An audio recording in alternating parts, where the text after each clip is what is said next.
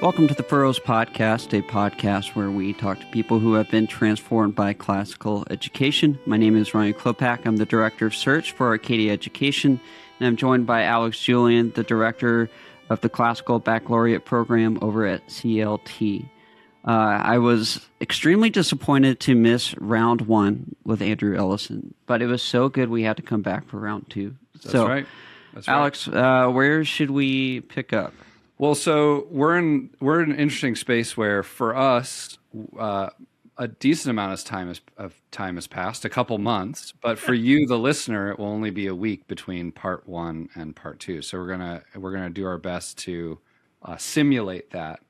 But I think we should start by just checking in with you, Andrew. How have things been, and what have you been up to recently? Good. What I've been up to in the last week since our last broadcast. That's right. Yes, of course. Good. It's interesting you mentioned that, Alex, because here in the Dallas area, we have a fantastic early music scene. And 2 nights ago, I was just thrilled. It was like a bucket list item. I got to go see, from England, the Tallis Scholars choir perform at an Episcopal church here in the Dallas area. Oh, nice. And I don't know if either of you are familiar with the Tallis Scholars. I imagine some of our listeners might be.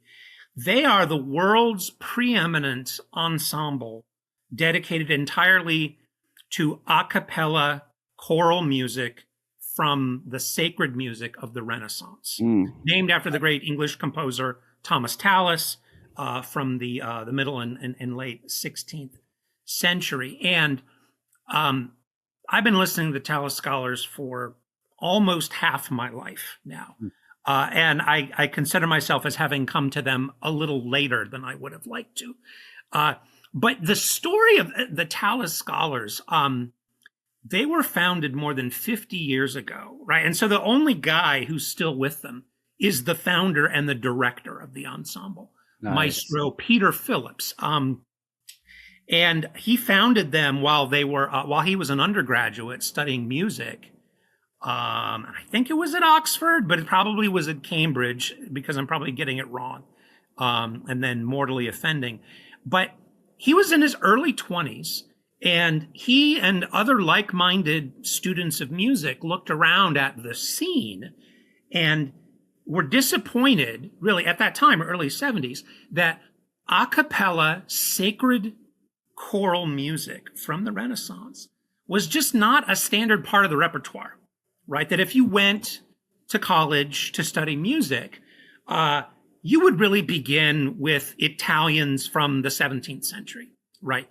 It was medieval and Renaissance, everything up to 1640 or whatever it was, or everything up to Monteverdi was just, well, that's that weird early music. I mean, why would we sing that? Besides, it's so churchy, right? Right. And Peter Phillips thought that was just a complete travesty, and they weren't singing it in any of the concerts that undergraduate music students were studying, and no one was teaching it. So he started his own amateur, basically a pickup choir, a garage band, if you will, of like-minded 20-something singers at university in England. We said, hey, let's just learn this repertoire. Let's sing it for ourselves. No prospects of giving concerts, no record releases or anything like that. 53 years later, the Tallis Scholars are still an ensemble in existence. They have given, it said in the program, something like 2,300 concerts. Wow. Over the course of those 53 years. All the singers, right, have turned over multiple times since then. Sure. Some of the originals have, in fact, passed away right. of illness or other natural causes, right? Because Peter Phillips is in his 70s now. He's a septuagenarian. But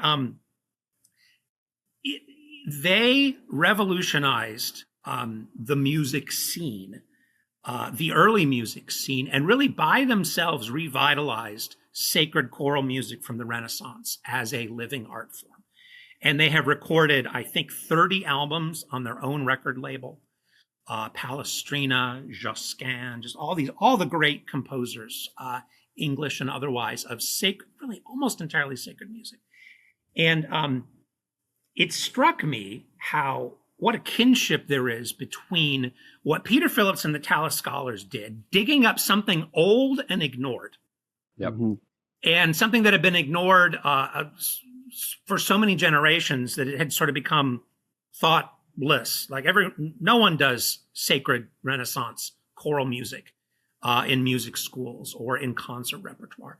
And they rediscovered it on their own and started an ensemble dedicated to it. And decades later, it is a thing, right?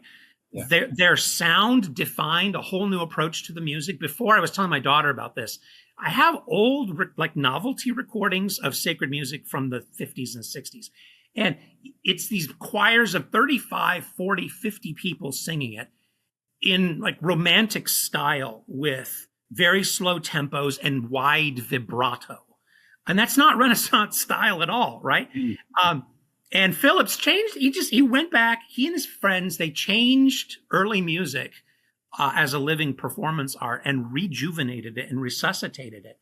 And now those ensembles are everywhere. And they've got record deals, and it's a wonderful thing how that happened. That's amazing. I always thought it was the album Chant from the 90s, that where you had I'm just kidding. Yeah. Well, I mean, that was a thing, right? The Spanish monks. Yep. And then the album remixes art was like them floating in the air. And I'm sure, Alex, you probably came to that through the discotheque remixes. Yes. Of the monks chanting over house beats. Probably. Yes, that my boomer parents apparently liked. Yeah. I think Ryan thinks we're making that up. No, I've just never heard of this, but I mean, I came through a very different musical route. But please say more about this. Yeah, no. I mean, in all seriousness, Alex, right? So you do bring up something that happened, right? How Gregorian chant had a sort of a strange pop comeback. Yep. In the form of these Spanish monks who had this best-selling album. The Tallis Scholars have never had a pop crossover or breakthrough success. They've never had any disco remixes or anything like that. Which is probably good. Yes. Yeah. I wouldn't want to hear anything about that. But What do you think of bardcore? This like old medieval style songs, but like with pop music. It's the like Hildegard von Blingen on YouTube, I think, is one of the most popular. Okay, we're gonna have to send some to Andrew. Okay, I'm gonna pretend you didn't ask that question, Alex, because I don't know what you're talking about, and I'm not sure I want to know. I imagine it has some sort of AI thing. No, she has been around for the last, I want to say, 15 years. When I was working at Old Veritas, not Old Veritas, but not quite so Old Veritas, she became pretty popular because she was really important in sacred music. She has a beautiful voice, started in sacred music, and then did this YouTube channel where she adapted pop songs into Renaissance style songs. So and then this will be something you have to, that we'll send you after. If you're a listener, I highly recommend that you check it out. It is nowhere near the level of what Andrew is saying, and is totally a distraction to what he's saying. But nonetheless, the Synthy Gregorian chant, poppy music, that's come back too, though. There's whole playlists. Of it. Yeah. I don't know. None of this is familiar to me. Anything that you guys are describing. It's okay. The 90s were a dark time. For some of us, I mean, there's some rocky years for me in high school back in the 1990s. By rocky, do you mean you rocked? Like there were some years where I was rocking and rolling pretty hard. But I mean, the 90s is when Alex, we were talking about this on the last episode, right? That was when my teaching career began. back when I moved out to Arizona back in 1997 and started teaching at the Tempe Prep Academy. So I mentioned been listening to the Tallis Scholars for almost half my life, and you mentioned working to get. I mean, you mentioned our time working at Veritas Prep, and so I wanted to share how I became aware of the Tallis Scholars as a performing ensemble. Because I think it's really illustrative about how classical liberal arts education transforms everybody, including the staff, including the teachers. I had, back when we started Veritas in the very early 2000s, I had done some music in high school and had sung in a church choir or two, or sang in a university choir for a year. I would not have considered myself particularly well informed about Western art music, right? About the Led Zeppelin back catalog, yes, but and other things of that genre, right? But so then I'm the headmaster of a classical school, and we got to teach music, okay? And I walked into, I think this was the second or third year of the school's operation. And I did a pop-in visit to a music classroom. And this was a high school music teacher. And I want to be clear, he was basically a retired public school district music teacher, okay? Someone who had a full pension. And so what do you do when you retire at age 60 and get a full pension? You get another job. Right. Mm-hmm. Yeah. And you do not forfeit your public school pension, right? So you get two salaries. And he came and he taught music for us for a couple of years at Veritas. There was absolutely nothing that was classical about him as far as his general philosophical or educational orientation. He was retired from the local elementary middle school district. But he was a man of a different generation, right? And as we were kind of talking about in the last episode, good education doesn't need a label on it of classical this or classical that. We in today's day and age, we talk about classical ed to distinguish it from how bad everything else has become over the decades. Right. But if you were to go back 60, 70, 80 years, there was no such thing as classical education. There was just good or bad education, right? Progressive or non-progressive education. And oftentimes in public schools, you could find the same thing under one roof, one room to another. Or in one room, you could have great education for 20 minutes. And then the teacher turns to some, new teachers college. That's teachers college with no apostrophe in the word teachers, right? I don't know what happened to it. They don't know either. Who then for the last 20 minutes of class is doing some progressive ed stupid thing that they learned, in teachers college. But so this guy, I'll state his name. I honestly don't even know if he's still alive any longer, but I'll give him a shout out. His name was Dr. Hugh Ellison from Phoenix, Arizona. And I walked into his music class and he was showing a DVD. It was sometime in the early 90s. It was the Tallis Scholars singing Palestrina's Pope Marcellus Mass, the Missa Papae Marcelli, at Santa Maria Maggiore Basilica in Rome, in front of an audience where the first half was all cardinals. Whoa. Right. You get cardinals and monsignors, because it's cardinals wearing black with the red trim, monsignors wearing black with the kind of pinkish purplish sort of a trim, and then lay persons in the back. And it was beautiful. This is the early 2000s. So we, of course, this is before flat screen TVs, Alex. The TVs on TV video cards were deadly, right? Mm-hmm. That if they tipped over on a student, there would be an ambulance, coming, right? So I walked into his classroom and beautiful setting and choral music that I've never heard before. The sound was so pure. And what they were doing and what the Tallis Scholars continue to do with 8, 9, maybe in if they put a big ensemble together, they might have 12 total singers for something with lots of parts. So I wasn't really familiar with Renaissance sacred music. I certainly never heard of the Tallis Scholars, and I didn't know a sound that could be this pure, just perfectly in tune, no vibrato whatsoever. It's like, can the human voice really sound like this? Amazing. So my jaw just dropped, and I'm walking into Hugh Callison, retired public school teacher, his classroom at Veritas. And, I went to go see him, and what in the world was that video? I've never heard or seen anything like that. He loaned it to me. Fortunately, I had a DVD player. I think, mostly VHS at that particular point. Yep. I borrowed it, took it home, and became a huge fan. And basically from that point, I would buy every Tallis Scholars CD that I could find.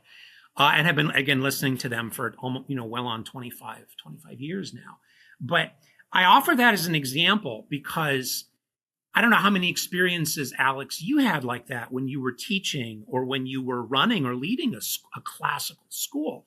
But you go in, no matter what your own formation is, you go in there, you're in the middle of this educational program that you yourself could never teach all of.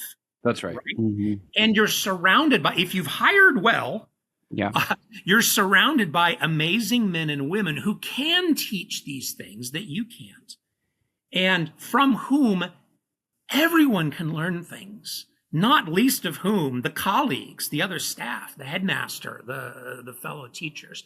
And when I think about how I discovered the Tallis Scholars, because of a colleague of mine at a classical school introduced me to something I'd never heard of before. I can't count the number of experiences I had like that in my career, teaching or being a headmaster or working as a coach or mentor or leader for classical school headmasters.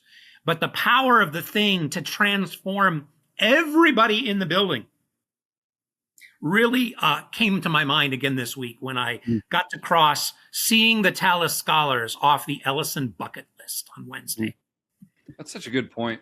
When we talk about lifelong learning, because that's become a buzzword in our space, I think what many of us imagine is someone who continues to read, someone who continues to listen to good music, consume the arts, those sorts of things. I don't think we think of people who intentionally seek out a community of learners after they no longer have to be in school. Because I think when we imagine the graduate, we imagine an individual going out into society doing individual things, because that's like what American culture is. Where would you find those community of learners if you're not a teacher? Well, I feel like I found the oasis in the country by working at Great Hearts and stumbled into something I never would have found or known I should have looked for. Well, but where do you find that elsewhere? Yeah, that's I appreciate you bringing that up, Alex. When I go back and I revisit some of what Mortimer J. Adler was writing back in the 50s about what it means to live a life of meaningful, high-minded leisure. He writes about what are the purposes of liberal education. Okay, it's to train people for citizenship, for work, and for a life of leisure and learning, right? And when he writes about the last thing, the leisure bit, a lot of his examples actually sound like that solitary experience that you're describing, right? Yeah. That the liberally educated linoleum salesman, or asbestos tile salesman, to go back, you're really to the 1950s, would, sell carcinogenic kitchen flooring all day long, and then go home in the evening and after dinner with his family, retire to his study where he would light up his pipe and turn on the radio and enjoy an opera broadcast. And maybe read some John Donne or something like that. It was in the vision that Adler paints in a lot of his 1950s writing. It is a solitary experience,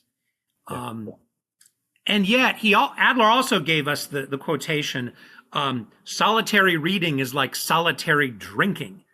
Too much of it is actually pretty bad for the soul. And it's always better to read and enjoy the conviviality with others, right? So we've all had that experience when you're working at a school, you're surrounded by all those like-minded people, and it's really there's too much, right? There's too many opportunities. Great experience when I first came to San Antonio to work for Great Hearts back in 2018. I found there was this long-standing Great Hearts San Antonio tradition of probably about 4 or 5 times a year, sort of a group of the faithful, and it was always open, right? It could be anybody, but it was a group of teachers drawn from multiple schools, would get together and do a more or less unprepared, totally unrehearsed, improvised, staged reading of a Shakespeare play, like on someone's back patio or inside if the weather was bad, right? And what a wonderful thing that is to just have that community. And there's always various roast beasts and beverages and children running around and dogs and all that kind of stuff, right? But so Ryan asked the question, where do you find that if you're not working at a school? I have one comment. I don't know, Alex, if you want to take a swing at answering Ryan's question first. Have you seen where people who don't work in schools or who don't have kids in a school, because sometimes, I've done this a number of times, right? When I was teaching or being a headmaster, right? The school would put on like a seminar for parents, right? You can come. We're going to read all Plato's Republic over the course of 4 weeks this summer. You can come, and there would be like 5 really dedicated people who would, right? Yep. But have you seen other ways in which folks, who are looking for community in liberal learning together can find that kind of community? What have you seen? I mean, it takes a person. It takes a person initiating a group like that, I think, is what I've seen. Like someone saying, "Hey, let's do a book club, but let's not do the sort of book club that you think we're doing. Let's go tackle this book that I've always wanted to read." A shout out to CLT. They actually have a quarterly reading of great books, where they buy the book for all the employees, and every Monday morning, we read through it and discuss it. Now, that's a company culture for a company that is the classic learning test. So it's not quite the same thing as in your local space. I think at the local diocese or at the local parish, you'll sometimes see someone running a book club or doing sacred music that you can come and attend. But that's pretty much all I've seen. Yeah, I've seen things happen in churches too. I want to make a comment about that in a moment, which won't necessarily win me any friends. I am an avid churchgoer, and not like Winston Churchill. You know what Winston Churchill said about himself vis-a-vis the church? He said something like, "I am not a pillar of the church, strengthening it from within. I am more of a flying buttress from without." But no. I'll speak about church groups in just a moment. Have you ever heard of the well-read mom? Yes. Yeah. So my wife is a very, very hardworking teacher, insanely hardworking, and doesn't have a whole lot of time. Hasn't had a whole lot of time since she started teaching K2 art to do anything other than prep for K2 art. Yep. But that's like 300 students a day, right? A day, yeah. Per day, and then the other 300 tomorrow, right? And then the first 300 the day after that. But there's a lot of trimming of paper and making of mosaic tiles and all. I don't want to think about it, but a couple years ago, she was active in a well-read mom group that an old friend was doing here in town, and it was. It was sort of coworkers, right? But they didn't all work in the same building, and they weren't, I think only one of them was an actual teacher, and that was my wife. But Those things didn't exist 30 years ago, Yeah, right? Because there was no internet to facilitate. There was no way to disseminate. Here's the list of books that we suggest this year, and here's a syllabus for how long to spend on them, and here are guided discussion questions for group leaders and things like that. There are such things now. It doesn't make them any harder to stick to or commit to, but at least they're there. Yeah. Well, no, go ahead. No, please. Well, one thing I'm curious about is making sure it happens in a school, because what you brought up about this wealth of knowledge, this great potential energy of wisdom that is in a school space, I think it often goes squandered even in classical schools. People show up to do their job, to work in their discipline. And if you have a really annoying headmaster, he's going to make you read some great books with everyone, which is good. And a lot of some people like that, some people don't. But I don't think there's really a pervasive culture of okay, I'm a lifelong learner, and I get to potentially be part of this faculty choir, or act in the play that the kids are putting on, or some of these other things. So I'd love to hear how you, when you were a headmaster, started to make that part of the culture of the schools that you were in, because I, as a teacher, noticed that coming in right away, that there was a culture of that already. Yeah. So I first of all, I don't want to claim any sort of bold visionary credit for anything here, right? It was made clear to me in my sort of apprenticeship period that one thing a classical school must always do is have one ongoing minimum, one ongoing common liberal learning syllabus / project for the entire faculty, no matter what they taught, to engage in all year long. And as I understand it, that mentorship or that expectation, which was imparted unto me, was an essential sort of organic feature of the Trinity schools, which had been founded back in South Bend, Indiana, back in 1981. That was just a thing that they did. And it was the headmaster, or later on when there was a Trinity Schools, Inc., it was the president who would decide what all of the schools, and for 20 years there was 10 years there was one school, and then they had 2 schools, and then they had 3, would decide what everybody, all the faculty, were going to be reading in common at all of the schools. And one year it might be a novel, and then it would be a classic novel, but something not in the curriculum, right? It would be, well, we're going to read Madame Bovary this year. Yeah. We don't do it with high school students, but we're going to do it as a faculty. Or another year it might be a work, and it would stretch you, get people out of their comfort zone. It'd be, one year we might read Michael Polanyi's Personal Knowledge, right? A challenging book of phenomenological scientific epistemology, right? Everybody has to do it. The 6th grade math teacher has to do it. The 9th grade art teacher has to read Personal Knowledge, but not just read it, right? That and this is a piece that's so important. What then happens after it is read? What is the structure of accountability and formation around that reading? And you kind of spoke earlier. Everyone, when you say book club, everyone goes, "Oh yeah, book club," right? Nobody read it. People get together, they drink wine, they have snacks, they talk about their lives, right? With the book sitting on the coffee table, closed, right? I mentioned I was going to say something that wouldn't necessarily endear me to many people about church reading groups.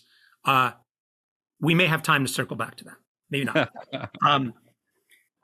There's a different problem I see in church reading groups that I have experienced many times in church reading groups that set out to be liberal learning groups, but they quickly turn into something else. Again, I might come back to that. Whether or not there is a book or a common project of study that the faculty at a classical school are going to do all year long, that's one thing. That's a necessary but not sufficient condition. But then what does the class look like, right? How many separate groups meet for class sessions? When do the class sessions occur? How long are they? How frequently do they occur?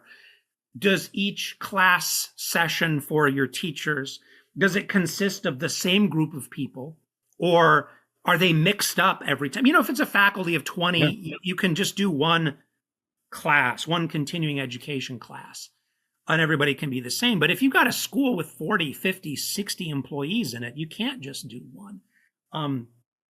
Is it going to be the same, 5 different groups, each with the same 10 people in it? Or are they going to mix up every time? Who's leading the classes for the faculty? How have those people been trained? Is the same kind of thing existentially happening in each one of those separate classes? It's not I'm raising all these questions because what I've seen is that it's one thing to say we're all going to read Michael Polanyi's Personal Knowledge this year. Okay, that's great. But then what, right? How often do you meet as a faculty to discuss it? How do you make people want to do the reading? How do you make people afraid of not doing the reading? You can't treat them like 14-year-olds. So what tools, what leverage, what influence do you have? How long are the sessions? Is it reasonable to expect people to stay 90 minutes after, past the workday? Are you going to do it at someone's house in the evening? Is there going to be, libations or things like that? I've seen schools in my day commit to doing this thing, this ongoing formation thing, and yet make a lot of choices along the way about how often to meet, how long to meet for, how big the groups are, who leads the groups, how prepared they are. I've seen schools make a lot of choices along the way that can really compromise the formational impact that those activities can have. Yeah. Really compromise it. Yeah. Worst example I've ever seen, I'll say this one last thing, is a school, and I've seen it happen more than once. The idea is, well, you know what? We should have electives, right? There is a program of common liberal learning this year. You choose which of the 6 groups you want to belong to, right? And there's something very appealing about that on the one hand, but talk about a squandered opportunity and something that just results in little cliques of people, rather than liberal learners growing together, it turns into little subgroups or something like that. Yeah.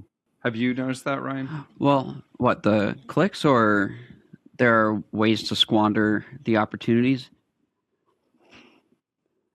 Well, all I can think about is how beneficial it was for me as a teacher who had no classical background to jump into those. But I'd love to hear more from you. What's the ideal if you could custom set your environment or your program for your teachers? What that looks like and why? Yeah. So I've already kind of spoken about one thing. Right? It needs to be the same thing for everybody. Yep. Right. It can't be 6 different books that people get to choose and stick in all year long. Working backwards. Say more on that part. Why does it have to be the same book? Because if it's one book, then everyone's focusing on the same thing and growing in the same way, and able to talk about the same thing outside of the context of those 4 times or 5 times or 6 times that you're meeting for those classes, if you were. The same argument for why a classical education should, in its fundamentals, consist of the same syllabi for every child, right? And I know that in the world of classical ed, there's a lot of different practices around that. Some classical schools approach in the high school the arts like electives. Others require them of everybody. Some classical schools offer AP versus other subjects, in which case it's not quite the same thing. But I would hope all classical educators could agree that when it comes to, for example, the great books, capital B, capital G, capital B, there should be a common syllabus that every single student in the school is reading, right? And there are social reasons for that. There are reasons of, hey, if this is important for some people to read, it's important for everybody to read. All those arguments hold the same for a faculty in a classical liberal arts school. Working again backwards. Yeah, go ahead. On that point, that culture of we're going to try to talk about this outside of the mandatory time in which we have to talk about this. That's the culture you're reaching for. Yeah. I mean, we talk about this great conversation as, well, it's the books speaking to each other and we're just, in part of it. No, the great conversation is we're bringing this thing into existence here and now. Right. And that they're incredibly useful for our daily life in our normal conversations. That like they are the thing of which a school culture is made. That if your headmaster isn't referring to the thing you're reading,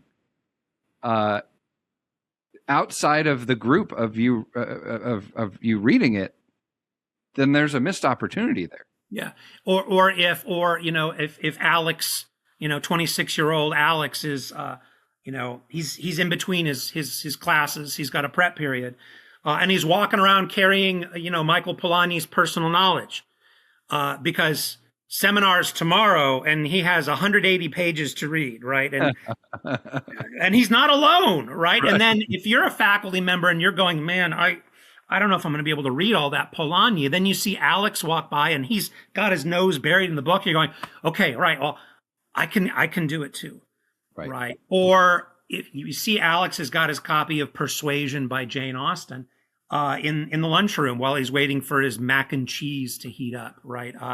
You just kick off a conversation. Hey, did you get to chapter 7 yet? What did you think about that? Right? Those are things you can't mandate, but they happen in a living, breathing school culture where you got a math teacher and a Latin teacher who don't overlap in what they teach on a daily basis. But if they're all reading Jane Austen for faculty seminar on Friday, now they've got something they can interact about. Now they got something they can talk about at the microwave. And in the physical space, stepping into Veritas, there was that shared faculty office. Was that a Trinity Schools feature as well? It was. Yeah, it was. It was to resist the culture, the public school culture of every teacher has his own room. Yep. And the break room is just where you come to complain and get coffee, right?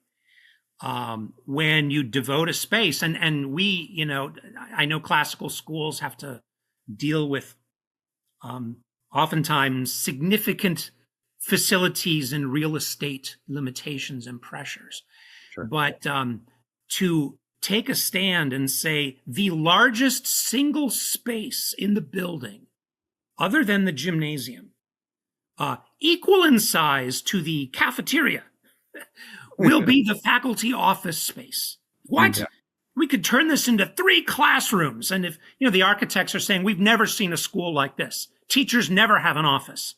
Right. Teachers always have their own classrooms. You could fit 4 more classrooms in here. That's 4 more sections of 25 students. Think of all the revenue, right? Well, there are some choices that have to be made because they are expensive, not because they are lucrative choices. Yeah. And that was certainly one of them. I know you had experience working in that office for a long time, and you worked at least, I think, 2 other classical schools that, again, had the common faculty office, right? That's just a non-negotiable feature of the building. Oh, yeah. Yeah, so I didn't get to work at Veritas, but I got to work with the guy who worked at Veritas, and so many people who worked at Veritas who brought in that tradition into Cicero.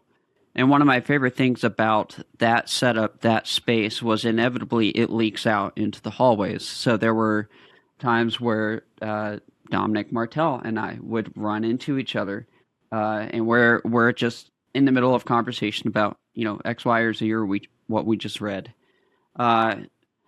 In best case scenario, we got in a heated argument over something. And then my kids stop and they watch us have this conversation. Yes. And so they're good. engaged by it. And all of a sudden, lunch bell rings. We're gonna y'all go do your thing. We're gonna keep fighting in this room. 4 or 5 of them would come in and inevitably just watch the show and just wanted to see really high-minded conversation happen. Right. And then inevitably they keep coming back, and it turns into its own little mini subset of culture. The overflow was profound. That's great. Yeah, and for the kids to see the teachers having to do their own homework, right? Everyone's walking around carrying this book. Mr. Ellison, why was Mrs. Rasberg, the music teacher, why was she carrying around a copy of Euclid? She teaches music. Why has she got Euclid's Elements? It's like, well, as a faculty, we're all working through the first 12 propositions together, And then for the 9th graders to go, oh, yeah, that's so awesome. I would love to see my art teacher try to do Euclid, right? And it makes the kids feel like the faculty are authentically in it. Like we've got skin in the learning game too. Yeah, I wish we could say the phrase "we get high on our own supply" more in schools when it comes to classical education, because it's really the best version. So I kind of say we buy what we're selling, but really getting high on our own supply is better. Yeah, because when you think about it, there's this assumption from kids and parents that, okay, this is a job, and so you only do this because you're being paid to do it. And maybe you love teaching, maybe you love kids, but you love the things you're teaching, and you want to do those things and talk about those things when you don't have to, and you love the things you're not teaching. Like that I think is transformative for kids. And I know it was transformative for me as a young teacher, where when I was working for Andrew, he could have put all the teachers in just the classrooms in that church building, but instead we had a portable where the faculty office was, and we shared desks. And my formation that year would not have been the same if I wasn't, like a diamond being physically pushed together by the ideas and the people around me. Yeah. And it's not just the ideas. It's also, how do you deal with the kids, right? Yeah. How do you answer your first angry email from a parent? Right. How do you mollify without collapsing, right? How do you, everything having to do with the craft, the labor, the work of teaching, you get all that from being at close quarters with your fellow teachers, learning from the veterans, learning maybe in some cases what not to do from the veterans. But that, the point is, an educationally vibrant culture shapes everybody who's in it. It shapes the kids first and foremost, but it shapes the adults who are working in the building. And as many listeners will know, you can be a parent of kids in a classical school. The more so if you have multiple kids at multiple grade levels. But even if you just have one kid in a classical school, you're not in the building. You're not on the campus. You're not soaking it up with everybody on a daily basis. But what your kid is getting out of that environment does come home. It does change the home. It changes the car ride home from school. When the kid says, hey, can we put on the classical music station, Dad? Instead of the stupid 90s hits station that you always listen to.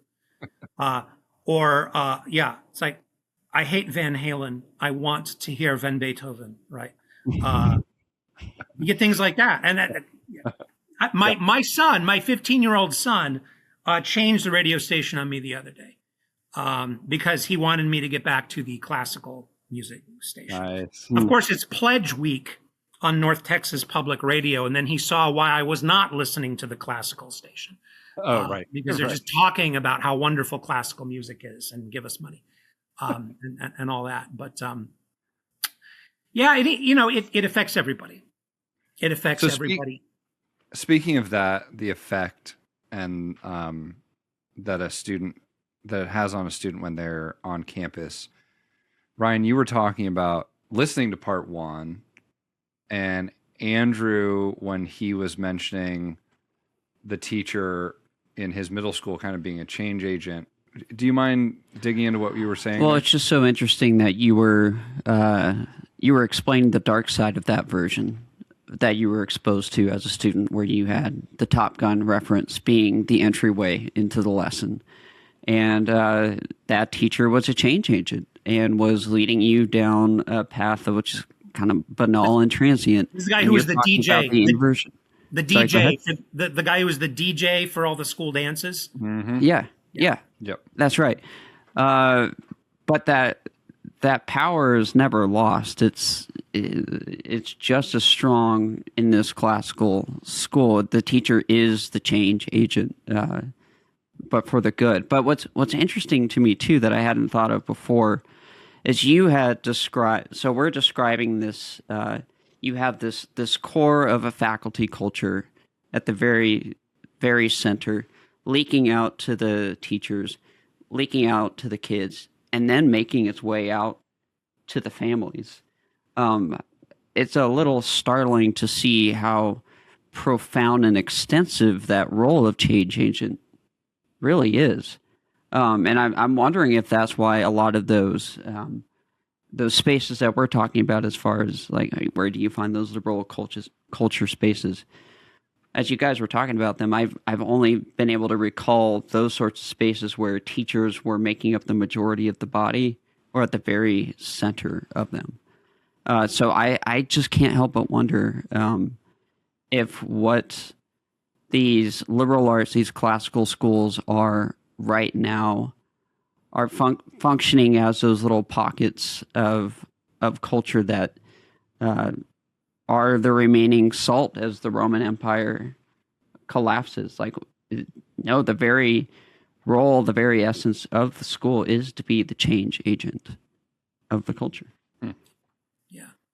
And it may be the case that 30 years ago, 25, 30 years ago, right, it was only happening at schools, right? But now, those schools have had legions of graduates, who are not working in education now, but who have had some kind of experience of a community of high-minded liberal learning.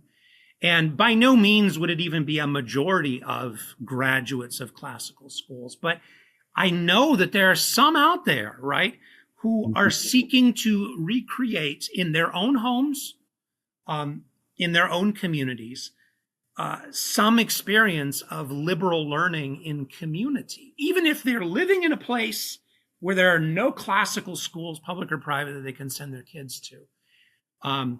Those people, those adults, those men and women, parents, now, right? My students, your students, Alex, 20 years ago, now they're parents.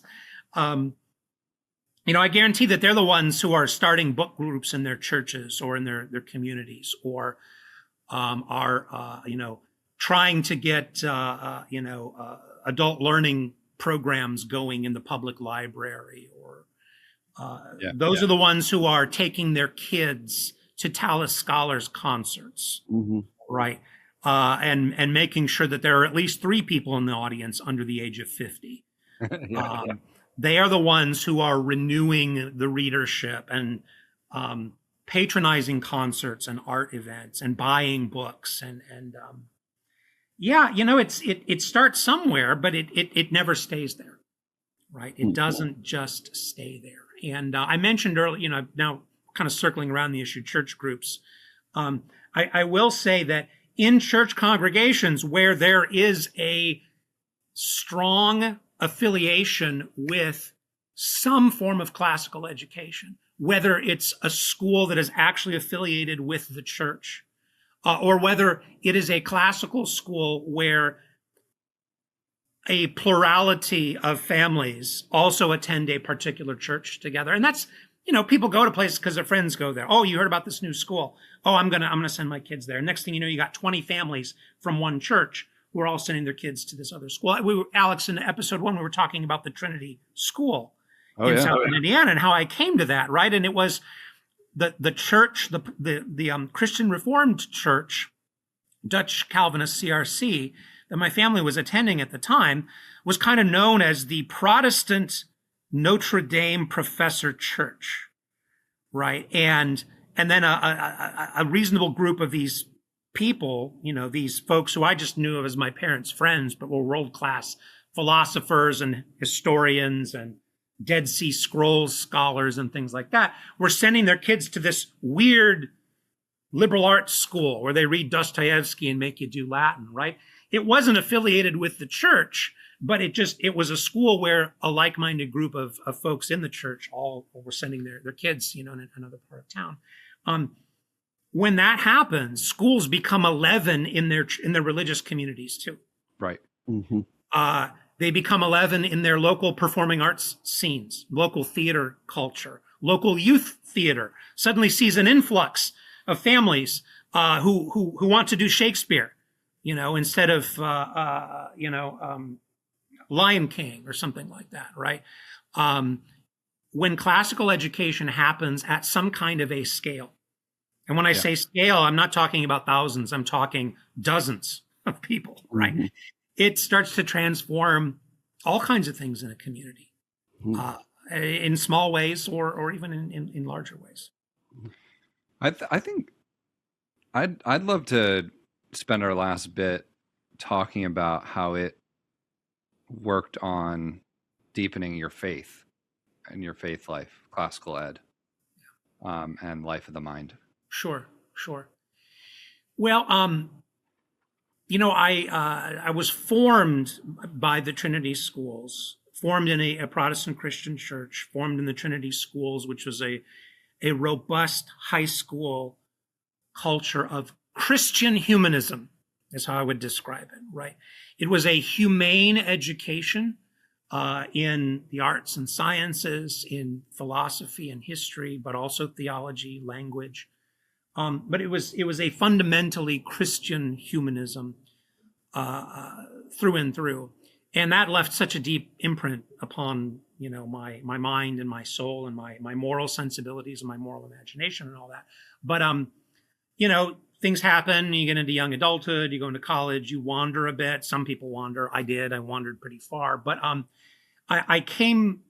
entered the Catholic Church directly as a result of my experiences in public non-sectarian classical education. Right. And there really were two elements to that, right? And I wasn't the only one, right? I knew kids who were entering the Catholic Church through experiences in non-sectarian, publicly funded classical education. I knew teachers who were. I knew, this particular school that I was working at, we mentioned it several times, Veritas, right? It had not in its intention, not in its plan, not in its charter, not in its business plan or contract with the state, in its existence, it scooped up a large number of families from a couple nearby Catholic churches who, for a variety of reasons, were really unhappy with the Catholic parish schools that were available to them. Really, really unhappy. For reasons that were not hard to understand back in the 1990s or early 2000s. And that meant that there was a very vibrant, faith-filled element in the school population that was there from the beginning. And they weren't the only ones in the school. They weren't the only families, but they were very active.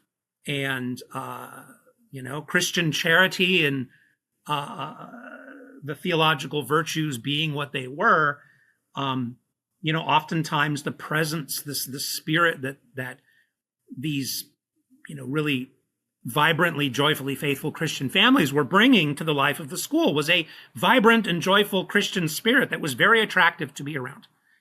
And these are the families who, when your wife had a baby, would bring you meals for 6 straight weeks. Because that was just what they did, right? Yeah, of course. Because they were used to doing it for themselves, because they'd all had 9 babies and needed, had 8 other babies, children to feed, and teenage boys and all that, right? So being in and around a particular milieu of Catholic Christians was really formational and important for me as a teacher, and then later on as a school leader.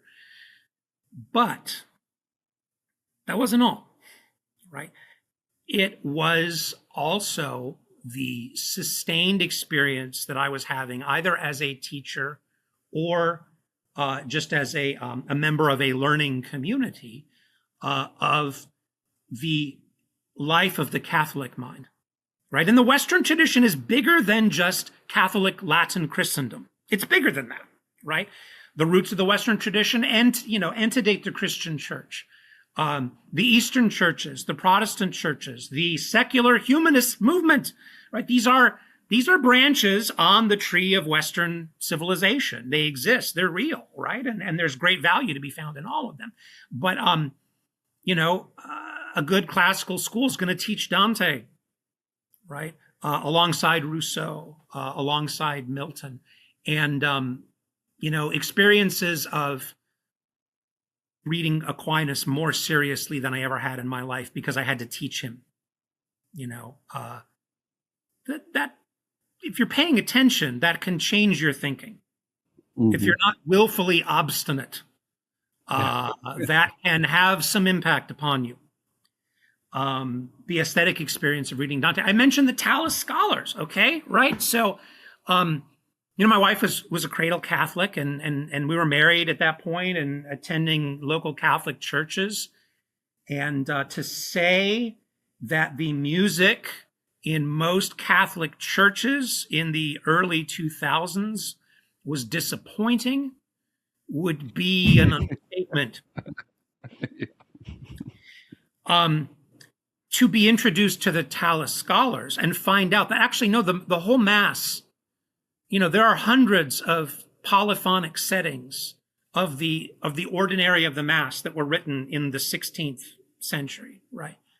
And it's all in Latin, and it's all just achingly beautiful. Oh, and by the way, actually, did you know that nothing in present liturgical law prevents any of those musical settings of the Mass from being sung at ordinary Sunday Mass at any American Catholic church, instead of the traveling band of out of tune guitarists and tambourinists, right? Singing the same 6 songs week after week after week, right?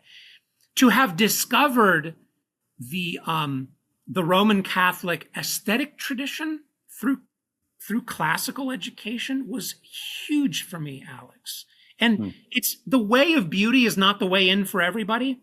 I think of our friend Eric Twist, right? Who he's Mr. Theology and doctrine and dogmatic content, right? For him, it was truth. It's this, not that. This is an error. This is true, right? I'm not saying truth doesn't matter to me. I'm not saying I'm insensible about those kinds of things. But Palestrina was at least as important as Aquinas. Yeah. And that to sort of end up where we began, right? When I walked into Hugh Callison's music class and discovered the Tallis Scholars on, a TV cart that he was playing for his kids. And I'm sure it was just going way over their heads, right? Experiences like that happen through classical education. They certainly were not happening at the Sunday parish life. Yeah. They were not.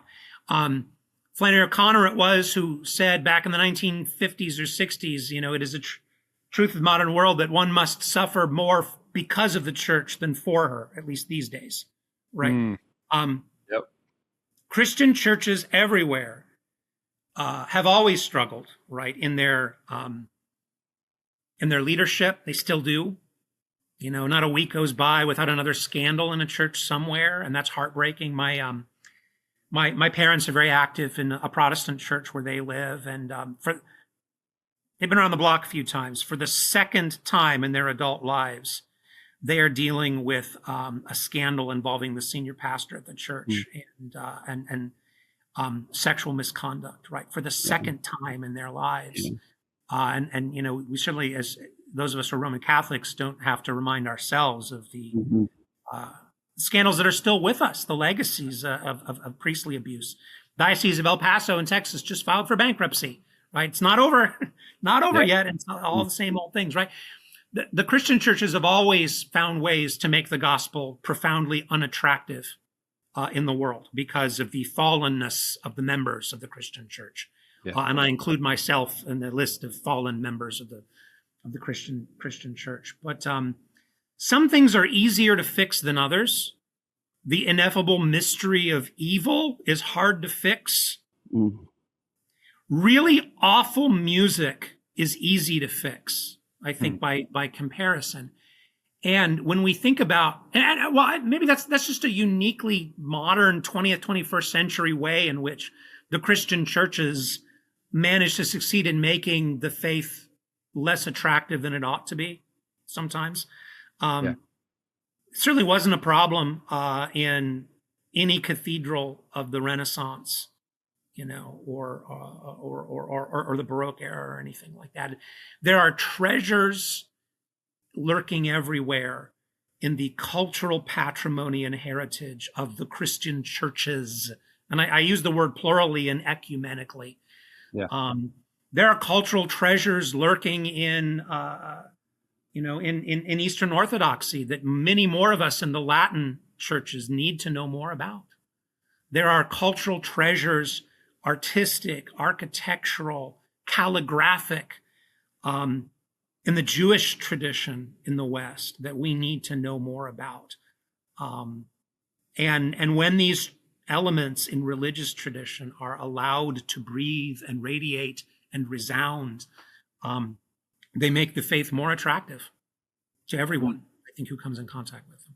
Well, I don't know of a better statement to end on than that. No. And the great thing about having Andrew Ellison on is we never get to what we had planned to talk about, which means that we're inevitably season 2 lined up for part 3. Season 2. Right. So it's season 2. You guys get any cancellations, just give me a ring. No, we'll have you back for season 2. We will be our regular season contributor. Thank you, Andrew. And that's another episode of the Furrows podcast. Andrew, thank you so much for your generosity and time and thought. We'll catch you guys next time.